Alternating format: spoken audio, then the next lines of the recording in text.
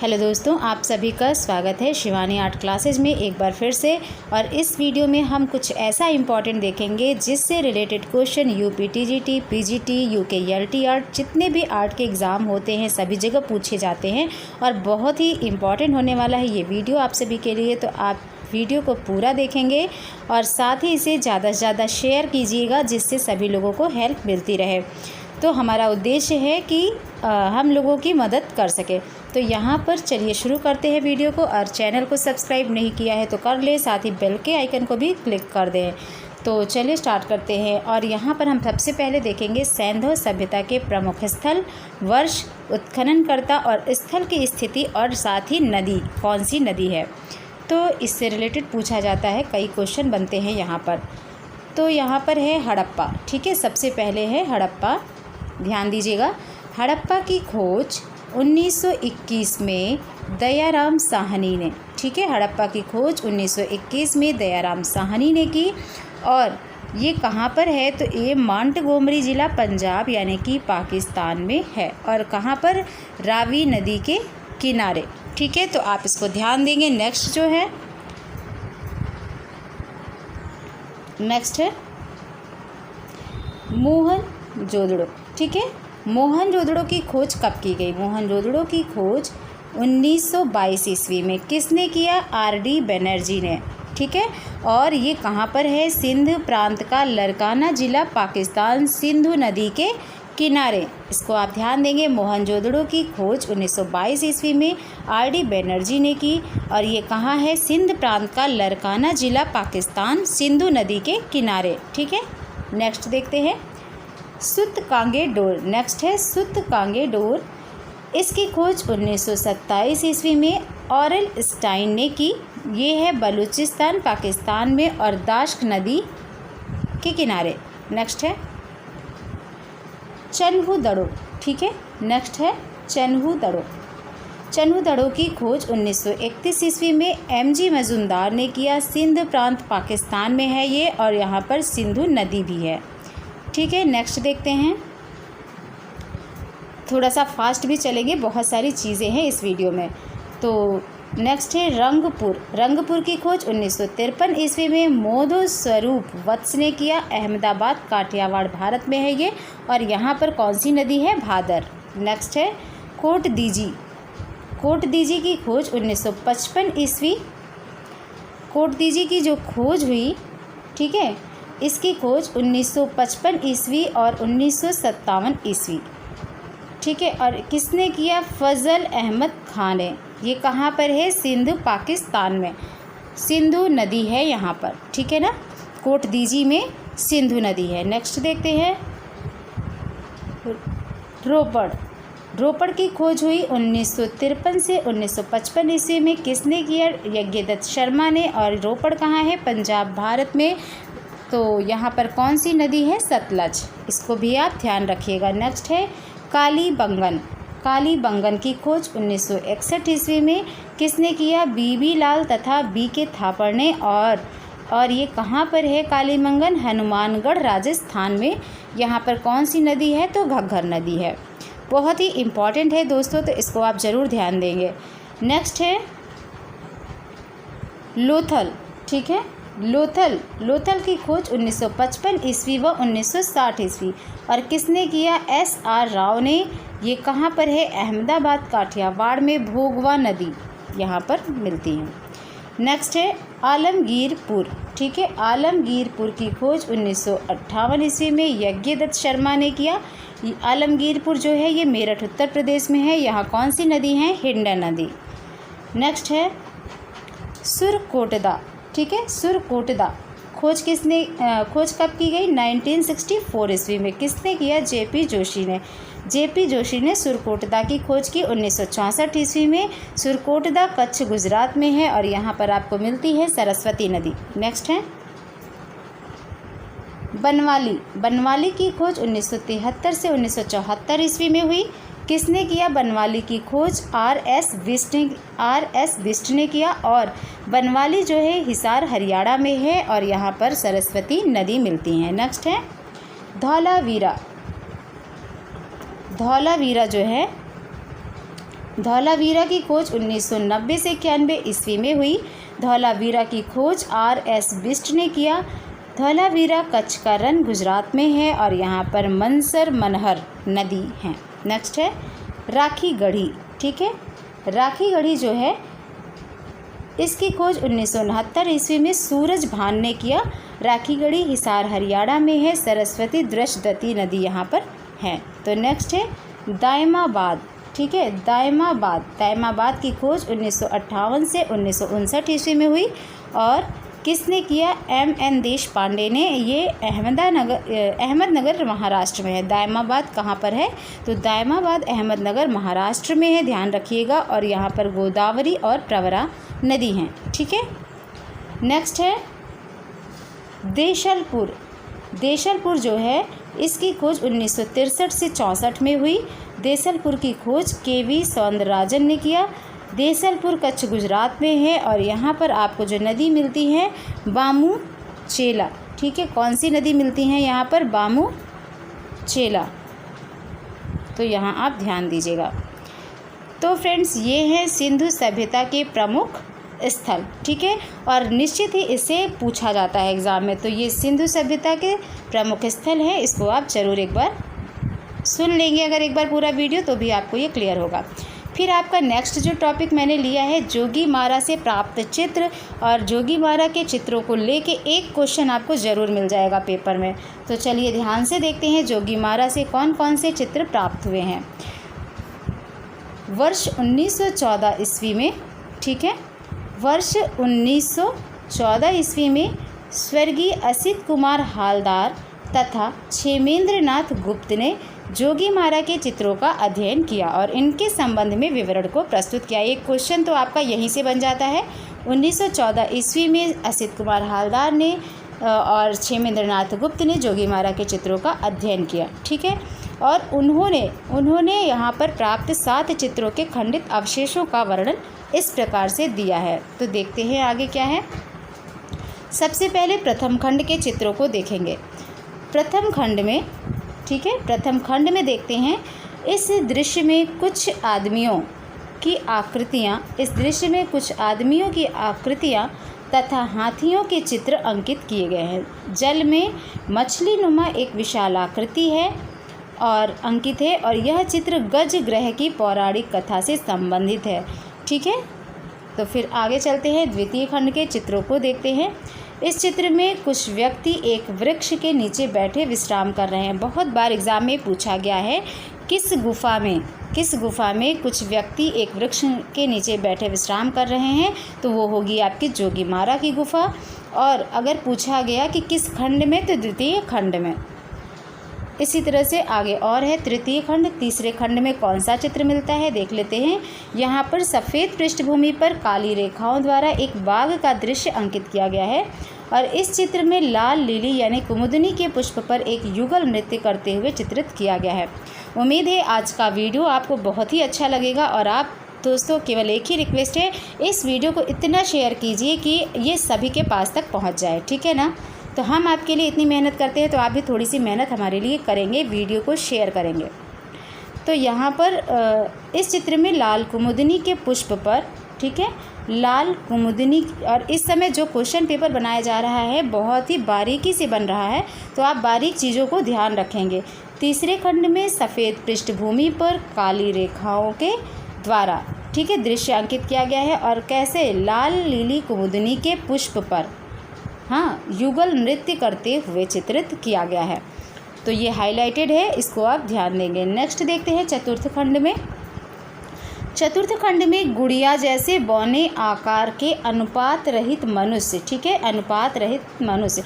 आपसे पूछा जा सकता है कि गुड़िया जैसे बौने आकार के अनुपात रहित मनुष्य कहाँ पर चित्रित हैं, तो ये जोगीमारा की गुफा में है और चतुर्थ खंड में है। ठीक है, और यहाँ पर मनुष्यों के सिर में, ये भी ध्यान दीजिएगा, मनुष्य के सिर पर चोंच बनाई गई है। ठीक है ना। तो नेक्स्ट देखते हैं पंचम खंड। और यहाँ से आपके बहुत सारे क्वेश्चन निकल के आते हैं। यानी कि 1000 प्रश्नों का जो महामैराथन मैंने चलाया है, तो 500 प्रश्न मैंने करा दिए हैं और बाकी बचे 500 प्रश्न आपके यहाँ से कंप्लीट हो जाते हैं। ये सेक्शन आपका, यानी कि ये वीडियो बहुत ही बड़ा है, यहाँ पे आपको बहुत कुछ देखने को मिलेगा। अब पंचम खंड के चित्रों को देखते हैं। इस दृश्य में एक स्त्री लेटी है, ठीक है, पंचम खंड में, और उसके चारों ओर गायन वादन में रत कुछ अन्य मानव आकृतियाँ पालथी मारे बैठी बनाई गई हैं। फिर नेक्स्ट है छठा खंड। तो छठे खंड में प्राचीन ढंग से रथों जैसे चैत्यों का अंकन दिखाई देता है। याद रखिएगा, ये सभी चित्र जोगीमारा की गुफा में हैं। सातवां खंड आता है। तो सातवें खंड में जो चित्र है, यहाँ ग्रीक रथों के समान भवन बनाए गए हैं। मेनली आपका जो क्वेश्चन पूछा जाता है, यहाँ पर आपका जो है चतुर्थ खंड में जो गुड़िया जैसे बौने आकार के अनुपात रहित मनुष्य है, यहाँ से पूछा जा सकता है। या फिर सफ़ेद पृष्ठभूमि पर काली रेखाओं द्वारा एक बाघ का दृश्य कहाँ अंकित किया गया है? जोगीमारा की गुफा में। लाल कुमुदिनी के पुष्प पर युगल नृत्य करते हुए कहाँ चित्रित किया गया है? जोगीमारा की गुफा में। और साथ ही एक क्वेश्चन और यहाँ से पूछा जा सकता है कि एक वृक्ष के नीचे बैठे विश्राम कर रहे कुछ व्यक्ति कहाँ की गुफा में है? जोगीमारा की गुफा में। ठीक है ना। तो आगे देखते हैं और भी अजंता की अप्रमुख गुफाएं एवं चित्र। इसको लेके बहुत से लोगों में कन्फ्यूजन रहती है। तो यहाँ पे हम देखते हैं अजंता की गुफा के प्रमुख चित्र। ठीक है ना। अजंता की गुफा संख्या 17 में है हंस जातक। याद रखिएगा, गुफा संख्या 17 में बहुत सारे चित्र हैं और ये चित्रशाला भी कही जाती है। अजंता की गुफा संख्या 17 जो है ये चित्रशाला कही जाती है। इसके पहले हमने गुफाओं से रिलेटेड वीडियो बनाए हुए हैं, वो चैनल पे प्लेलिस्ट पे आपको मिलेंगे, तो वहाँ सभी गुफाओं का वीडियो आपको मिलेगा। गुफाओं के क्वेश्चन अलग से मैंने करवा दिए हैं। कला रिवीजन क्लासेज आपको थंबनेल दिखाई देगा, तो प्लेलिस्ट में जाएंगे, वहाँ आपको सभी क्वेश्चन तो मैंने बहुत सारे करवा दिए हैं। लेकिन मैंने सोचा कि बहुत से दोस्तों को गुफाओं से रिलेटेड यानी कि अजंता की गुफा के चित्रों में कन्फ्यूजन रहती है, इसलिए ये टॉपिक मैं लेके आई हूँ। तो गुफा संख्या 17 में हंस जातक आपको मिल जाता है और शिवी जातक भी गुफा संख्या 17 में है। मार विजय आपकी गुफा संख्या 1 में है। ठीक है, गुफा संख्या अजंता की गुफा संख्या 1 में मार विजय का चित्र मिलता है। ठीक, और गुफा संख्या 17 में हंस जातक, शिवी जातक। ठीक है, और साथ ही आपको गुफा संख्या 17 में एक और मिलता है चित्र, आप देख सकते हैं ये वाला, राहुल समर्पण। ठीक, ध्यान रखिएगा, गुफा संख्या 17 में हंस जातक, शिव जातक, राहुल समर्पण और भी बहुत सारे चित्र हैं। तो आप देखिएगा गुफा संख्या 2 में अगर आपसे पूछा जाए सहस्त्र बुद्ध अजंता की किस गुफा में है, तो सहस्त्र बुद्ध आपका अजंता की गुफा संख्या 2 में है। ठीक, तो अब हम नेक्स्ट देखते हैं और आगे। गुफा संख्या 17 में राहुल समर्पण भी आपको मिलता है। फिर गुफा संख्या 16 है, यहाँ पर बुद्ध की पाठशाला आपको मिलती है। गुफा संख्या 17 में बेसांतर जातक का चित्र है। गुफा संख्या 17 में श्रृंगार करती हुई राजकुमारी जो खंभे के ऊपर चित्रित है। ठीक, नेक्स्ट है आपका गुफा संख्या 1 में चित्र है पद्मपाणि बोधिसत्व, वज्रपाणि बोधिसत्व। और गुफा संख्या 2 में आपको मिलता है सुनहरे मृग द्वारा धर्मोपदेश। ठीक है, नेक्स्ट है आपका गुफा संख्या 10 व गुफा संख्या 17। यानी कि बहुत से लोग पूछते हैं, कमेंट्स आते रहते हैं कि छदंत जातक जो चित्र है ये किस गुफा में है। तो ये चित्र हम आपको बता दें कि अजंता की गुफा संख्या 10 में भी है और 17 में भी है, क्योंकि बहुत सारे चित्र हैं जो 17 में रिपीट हुए हैं। वहाँ पर आपको लगभग सभी गुफाओं के चित्र मिल जाते हैं। ठीक है ना। तो यहाँ पर देखते हैं, नेक्स्ट है गुफा संख्या 16 में मरती हुई राजकुमारी, जिसको कि मरणासन्न राजकुमारी भी कहा जाता है। फिर आपको मिलता है गुफा संख्या 17 में माता पुत्र, यानी कि राहुल समर्पण, माता पुत्र कुछ भी कहते हैं इसको, तो आप इसको भी ज़रूर ध्यान देंगे, गलत नहीं होना चाहिए आपका क्वेश्चन।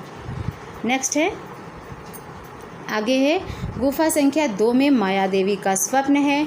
गुफा संख्या 9 आ जाती है, यहाँ से आपको स्तूप पूजा का चित्र मिलता है। फिर गुफा संख्या 10 व 17 में श्याम जातक। गुफा संख्या 16 में बुद्ध उपदेश। ठीक है, तो आगे और भी है। गुफा संख्या 2 में आपको बुद्ध जन्म का चित्र भी मिलता है। गुफा संख्या 1 से राज दरबार में ईरानी दूत। गुफा संख्या 2 में है सर्वनाश। सर्वनाश का चित्र किस गुफा में है? अजंता की गुफा संख्या 2 में।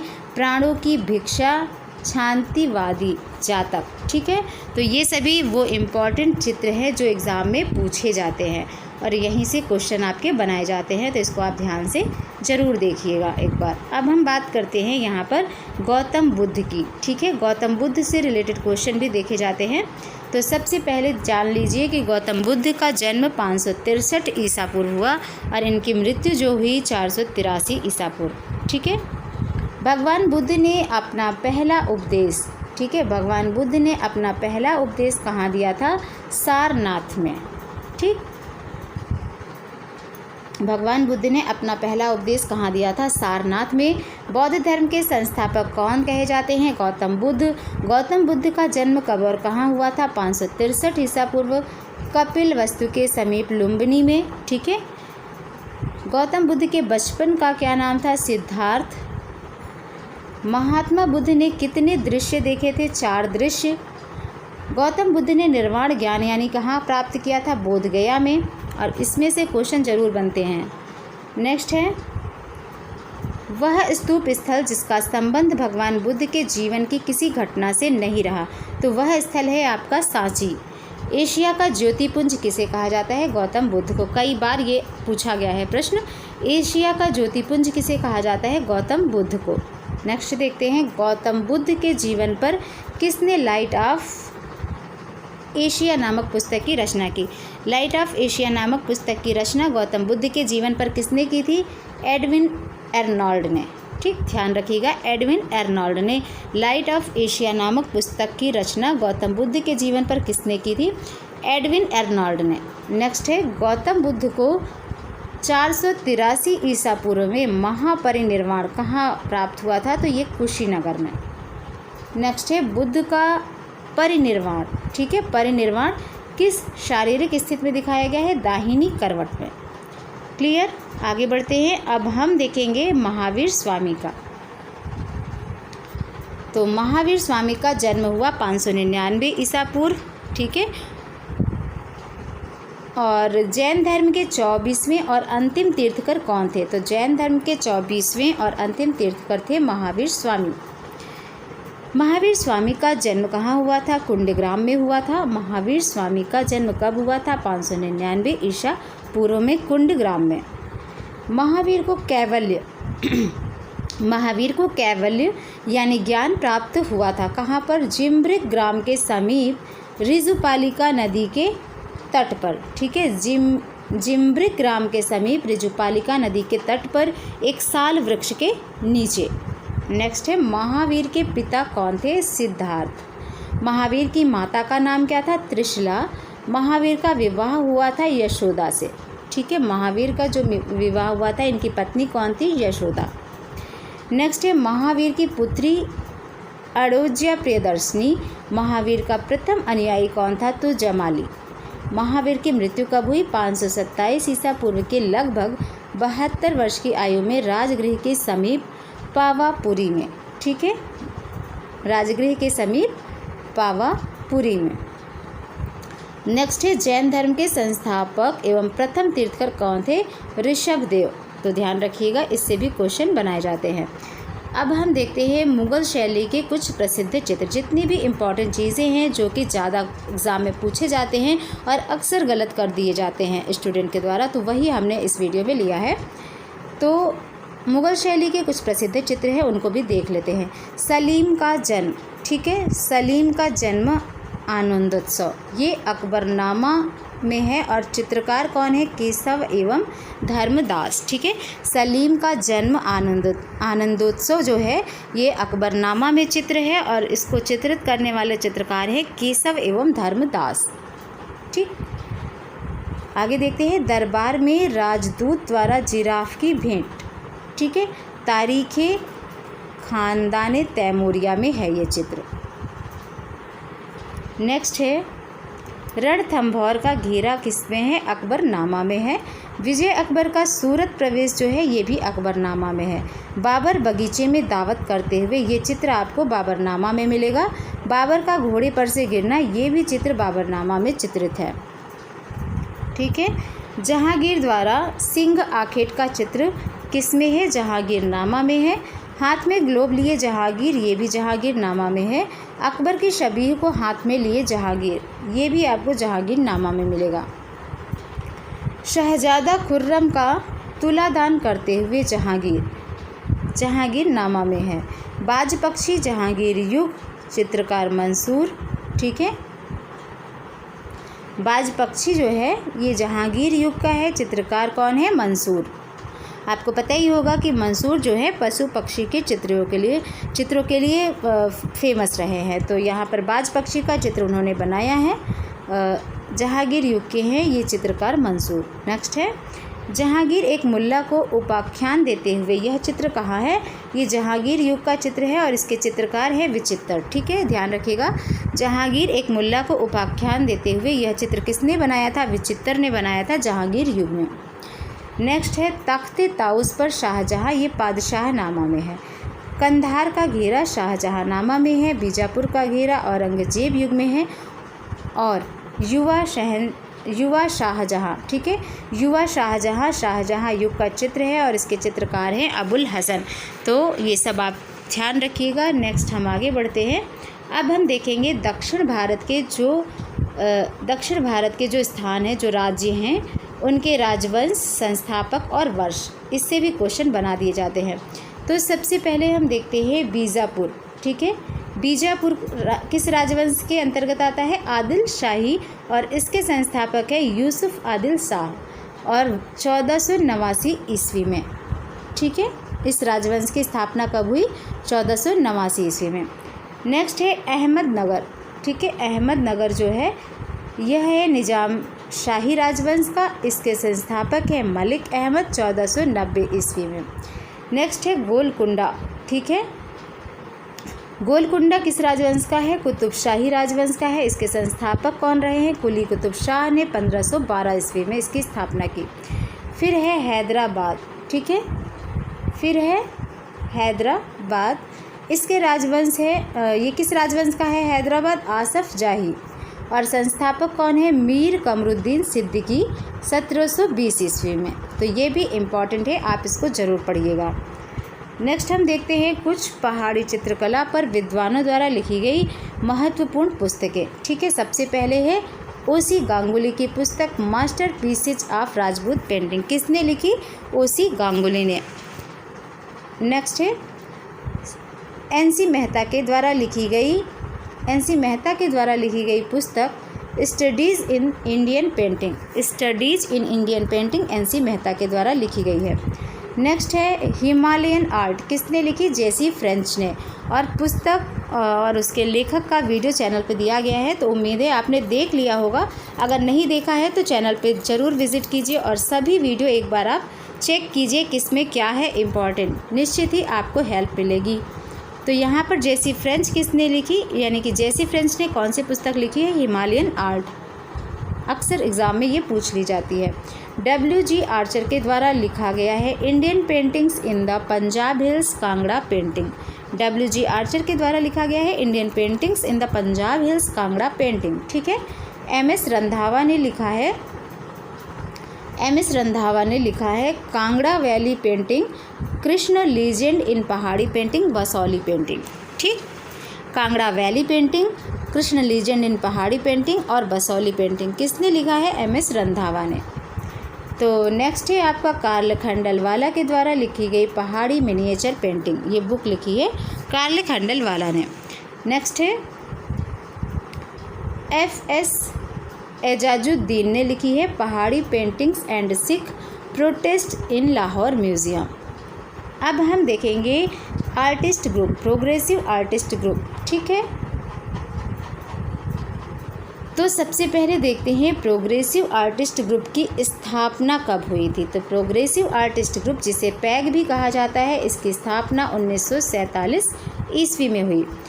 प्रगतिशील समूह की स्थापना कहाँ हुई? मुंबई में हुई। प्रोग्रेसिव आर्टिस्ट ग्रुप का संस्थापक कौन था? FN सूजा। ठीक है, FN सूजा के द्वारा इस ग्रुप की स्थापना की गई। प्रगतिवादी कलाकार समूह का घोषणा पत्र किसने लिखा था? FN सूजा ने। प्रगतिवादी कलाकार समूह का घोषणा पत्र किसने लिखा था? FN सूजा ने लिखा था। इसकी स्थापना मुंबई में हुई थी। कब हुई थी? 1947 में हुई थी। तो और देखते हैं आगे, पैग के सचिव का नाम बताइए। FN सूजा। प्रगतिवादी समूह का कौन कलाकार ईसा मसीह पर बनाए चित्रों के लिए प्रसिद्ध है? FN सूजा। ठीक है। प्रगतिवादी समूह का कौन सा चित्रकार पेरिस में बस गया? रज़ा। प्रगतिवादी समूह के कलाकार गायतोंडे जाने जाते थे किस रूप में? पेंटर के रूप में। पैग की प्रथम कला प्रदर्शनी बॉम्बे आर्ट सोसाइटी के सैलून में कब हुई? 1949 ईस्वी में। पैग की प्रथम कला प्रदर्शनी का उद्घाटन किसने किया था? मुल्कराज आनंद ने। ध्यान रखिएगा, पैग की जो प्रथम कला प्रदर्शनी हुई थी इसका उद्घाटन किसने किया था? मुल्कराज आनंद ने। पेशावर यानी कि पाकिस्तान में जन्मे मुल्कराज आनंद कौन है? ये इंग्लिश साहित्यकार हैं। ठीक है। नेक्स्ट देखते हैं, अनटचेबल लेखक है। तो अनटचेबल के लेखक कौन है? मुल्कराज आनंद ने लिखी है अनटचेबल। इसको भी ध्यान रखिएगा।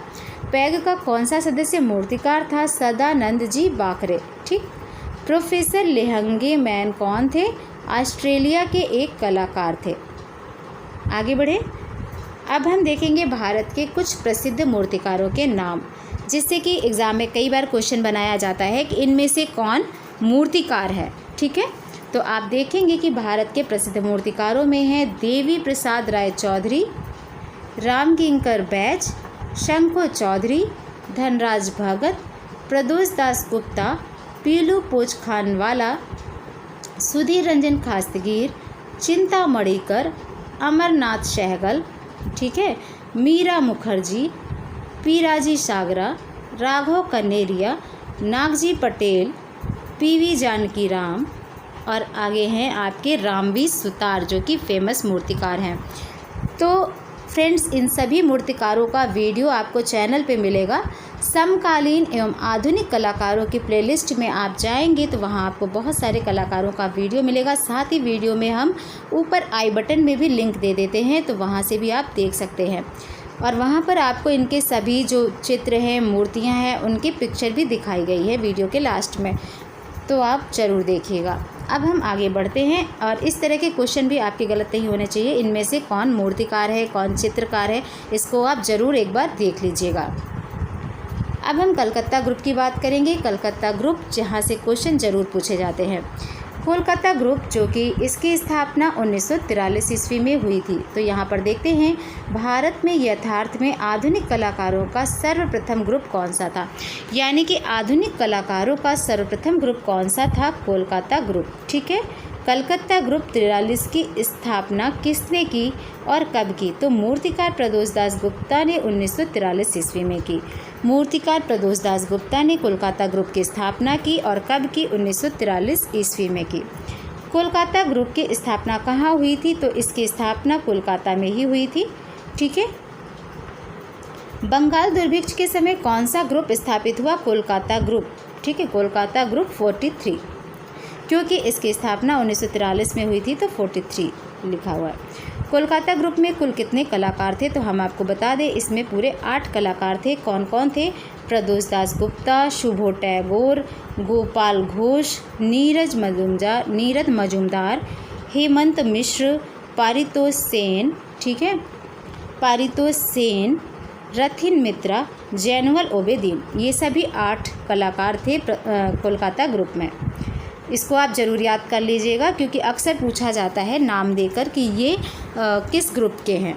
तो कोलकाता ग्रुप की जो प्रथम प्रदर्शनी हुई थी मिसेज कैसी के प्रयत्नों से कब और कहाँ आयोजित की गई थी? ये 1944 ईस्वी में मुंबई में हुई थी। ऐसे याद रख सकते हैं कि कोलकाता ग्रुप की प्रथम प्रदर्शनी 1944 ईस्वी में मुंबई में हुई थी। ठीक है ना। तो कोलकाता ग्रुप की जो दूसरी प्रदर्शनी हुई ये 1945 ईस्वी में मुंबई में ही हुई। और कोलकाता ग्रुप की तीसरी व अंतिम प्रदर्शनी कब हुई? इसको भी देखते हैं कि तीसरी और अंतिम प्रदर्शनी 1950 ईस्वी में प्रोग्रेसिव आर्टिस्ट ग्रुप मुंबई 1947 ईस्वी में स्थापित के साथ मुंबई में। ठीक है। 1947 में स्थापना हुई और 1944 में इसकी प्रथम प्रदर्शनी हुई, 45 में दूसरी प्रदर्शनी हुई, 1950 में तीसरी एवं अंतिम प्रदर्शनी हुई। कहाँ पर हुई? मुंबई में। ठीक है, अब हम शिल्पी चक्र देखेंगे और इन सभी जगह से प्रश्न निश्चित बनाए जाते हैं, तो आपके लिए बहुत ही इम्पॉर्टेंट है। आप इसे ज़्यादा से ज़्यादा शेयर करेंगे तो बहुत ही अच्छा रहेगा। दिल्ली शिल्पी चक्र को देखते हैं। नई दिल्ली 1949 ईस्वी। भारत विभाजन के पश्चात पाकिस्तान से भागकर दिल्ली आए कलाकारों ने नई दिल्ली में स्थापना की शिल्पी चक्र की। ठीक है, शिल्पी चक्र की स्थापना कब हुई थी? 25 मार्च 1949 ईस्वी को। दिल्ली शिल्पी चक्र की स्थापना कब हुई? 25 मार्च 1949 ईस्वी को। 25 मार्च 1949 ईस्वी को दिल्ली शिल्पी चक्र की स्थापना हुई। और शिल्पी चक्र की स्थापना किसने की थी? बीसी सान्याल ने, यानी कि भावेश चंद्र सान्याल ने। ठीक है, शिल्पी चक्र की स्थापना किसने की थी? भावेश चंद्र सान्याल ने, यानी कि बीसी सान्याल ने। नेक्स्ट क्वेश्चन, यहाँ पर आगे बढ़ते हैं। शिल्पी चक्र के जो अन्य सदस्य थे, इनमें कौन कौन से सदस्य रहे हैं?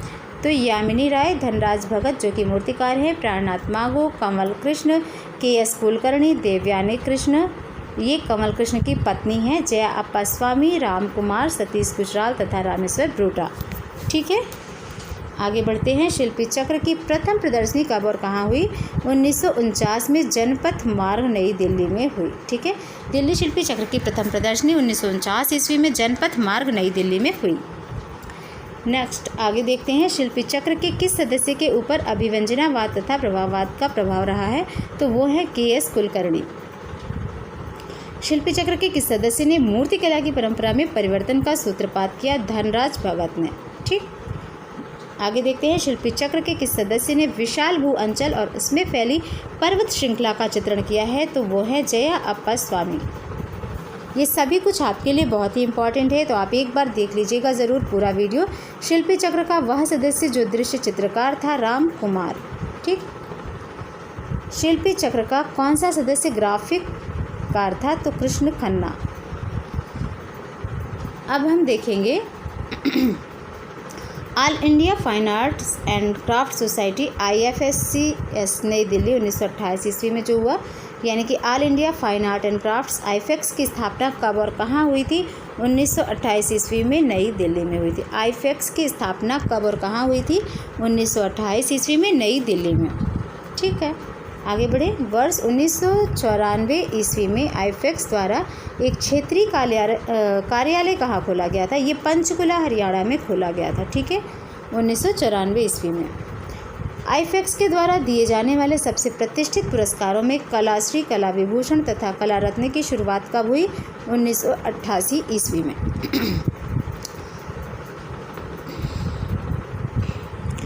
IFEX द्वारा दिया जाने वाला सबसे बड़ा पुरस्कार कौन सा है? तो ये है कला सम्राट।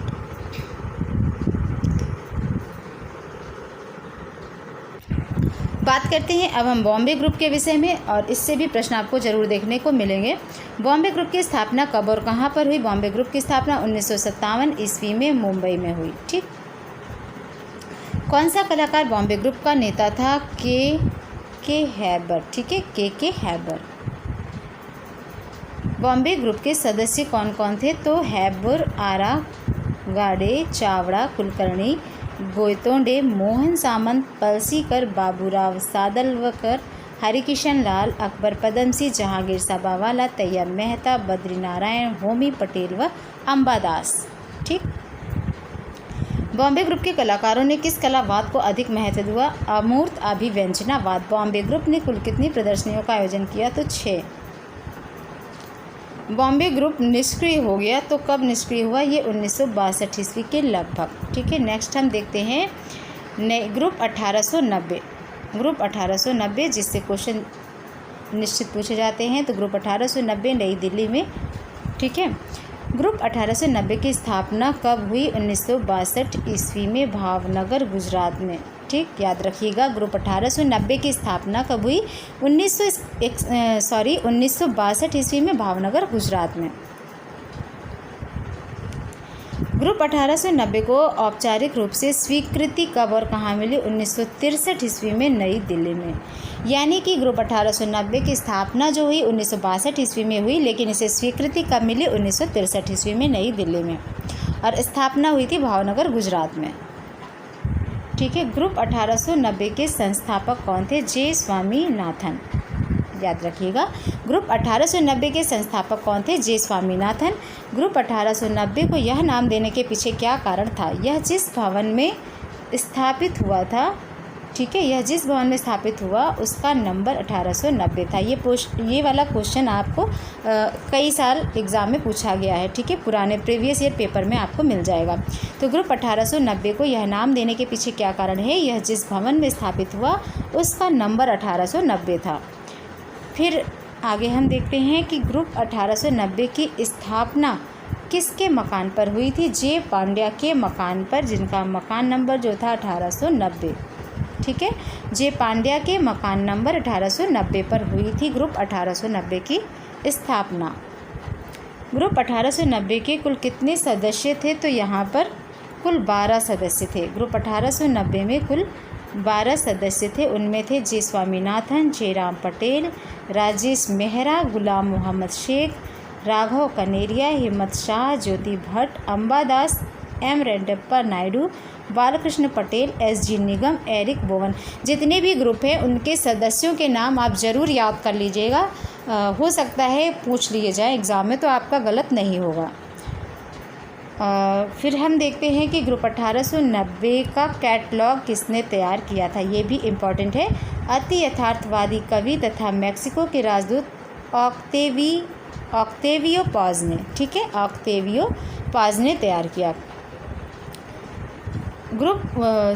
उस ग्रुप का नाम बताइए जिसकी पहली व अंतिम प्रदर्शनी 1963 ईस्वी में हुई, ठीक, ग्रुप 1890। नेक्स्ट है ग्रुप 1890 की प्रथम व अंतिम प्रदर्शनी 2020 से 29 अक्टूबर 1963 ईस्वी को रविंद्र भवन, ठीक है, रविंद्र भवन नई दिल्ली में हुई और इसका उद्घाटन किसने किया था? पंडित जवाहरलाल नेहरू ने, ठीक है, पंडित जवाहरलाल नेहरू ने किया था। नेक्स्ट है ग्रुप 1890 का कौन सा कलाकार, ग्रुप 1890 का कौन सा कलाकार प्रसिद्ध चित्रकार, कवि व कला इतिहासकार था? जी.एम. शेख यानी कि गुलाम मोहम्मद शेख, ठीक है। ग्रुप 1890 का प्रसिद्ध मास्टर प्रिंट मेकर कौन था? ज्योति भट्ट।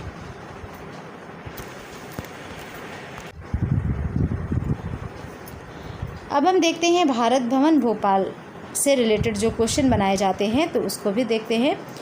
भारत भवन भोपाल की स्थापना कब और कहाँ हुई थी? 13 फरवरी 1982 ईस्वी को भोपाल में, ठीक। भारत भवन के संस्थापक कौन थे? अशोक वाजपेयी, जो कि भारतीय प्रशासनिक सेवा के पूर्व अधिकारी तथा कवि, निबंधकार व साहित्य कला आलोचक थे। भारत भवन भोपाल के प्रथम निदेशक कौन थे? जे स्वामीनाथन। भारत भवन भोपाल के प्रथम निदेशक कौन थे? जे स्वामीनाथन। भारत भवन भोपाल को किसने डिज़ाइन किया? चार्ल्स कोरिया ने। भारत भवन भोपाल को किसने डिज़ाइन किया?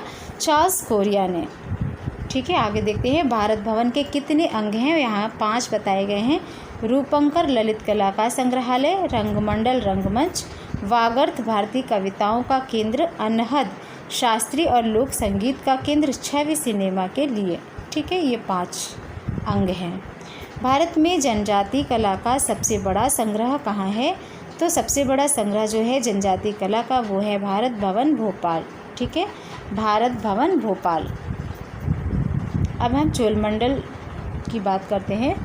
तो चोलमंडल आर्टिस्ट विलेज की स्थापना किसने की थी? के.सी.एस. पर्णिकर ने, ठीक है। चोलमंडल आर्टिस्ट विलेज की स्थापना कब और कहाँ हुई? 1966 ईस्वी में चेन्नई से 9 किलोमीटर दूर इंजमबक्कम गांव में, इंजमबक्कम गांव में।